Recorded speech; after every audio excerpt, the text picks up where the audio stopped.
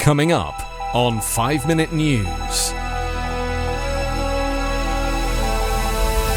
Between 7 and 15,000 Russian troops dead in Ukraine, says NATO. Abortion ban signed into law in Idaho.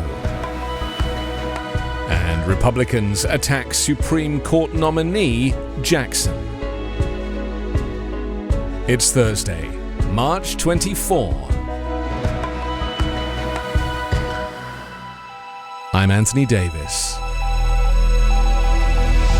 NATO has estimated that between 7 and 15,000 Russian soldiers have been killed in 4 weeks of war in Ukraine, where fierce fighting by the country's fast-moving defenders has denied Moscow the lightning victory it sought. By way of comparison, Russia lost around 15,000 troops over 10 years in Afghanistan. A senior NATO military official said the alliance's estimate was based on information from Ukrainian authorities, what Russia had released, intentionally or not, and intelligence gathered from open sources. With its ground forces slowed or stopped by hit-and-run Ukrainian units armed with Western-supplied weapons, Russian President Vladimir Putin's troops are bombarding targets from afar. As US President Joe Biden arrived in Europe to meet with key allies about new sanctions against Moscow and more military aid to Ukraine, he warned there is a real threat Russia could use chemical weapons.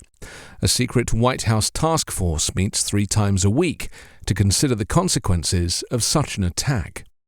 The US has also determined that Russian troops have committed war crimes in Ukraine, and it will work to prosecute the offenders, Secretary of State Antony Blinken said. He cited evidence of indiscriminate or deliberate attacks against civilians and the destruction of apartment buildings, schools, hospitals, shopping centers, and other sites. Addressing Japan's parliament, Ukrainian President Volodymyr Zelensky said thousands of his people have been killed, including at least 121 children.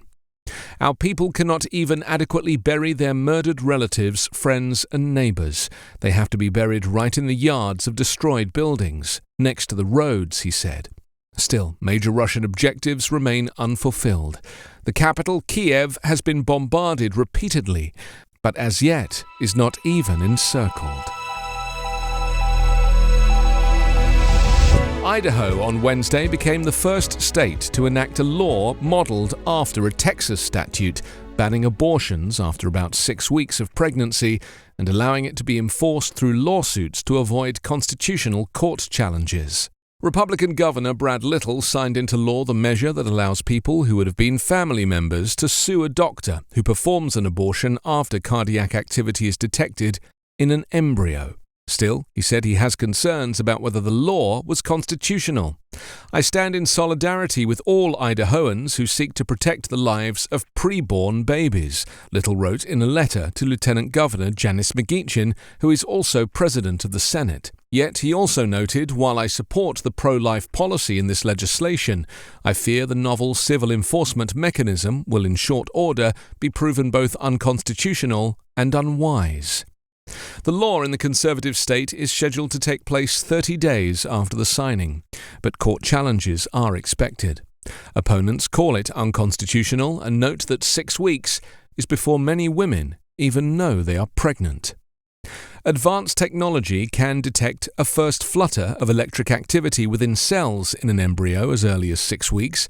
This flutter isn't a beating heart, it's cardiac activity that will eventually become a heart. An embryo is termed a fetus after the 8th week of pregnancy, and the actual heart begins to form between the 9th and 12th weeks of pregnancy. The vigilante aspect of this bill is absurd, said Idaho Democratic Representative Lauren Nicosia. Its impacts are cruel, and it is blatantly unconstitutional. A number of other Republican states are pursuing similar laws, including Tennessee, which introduced a Texas-style abortion bill on Tuesday. Republicans continue to press their unhinged attacks on a range of issues against Ketanji Brown Jackson, President Joe Biden's nominee to become the first black woman on the U.S. Supreme Court on Wednesday, as she inched closer to the end of an intense 2 days of questioning, with Democrats coming to her defense. Jackson, who had remained even-tempered throughout marathon questioning during her Senate Judiciary Committee confirmation hearing, showed impatience over repeated questions posed by Republicans who accused her of being too lenient as a judge in sentencing child pornography offenders. Far-right Republican Senator Josh Hawley again pressed her on one child pornography case involving an 18-year-old defendant in which Jackson imposed a 3-month sentence. He asked her if she regretted the sentence. "Senator, what I regret is that during a hearing about my qualifications to be a justice on the Supreme Court, we've spent a lot of time focusing on this small subset of my sentences," Jackson responded. Jackson, since last year, has served as a federal appellate judge after 8 years as a federal district judge. She noted that she has sentenced more than 100 people as a judge. Democrats and sentencing experts have said Jackson's approach to child pornography sentencing was similar to the vast majority of federal judges.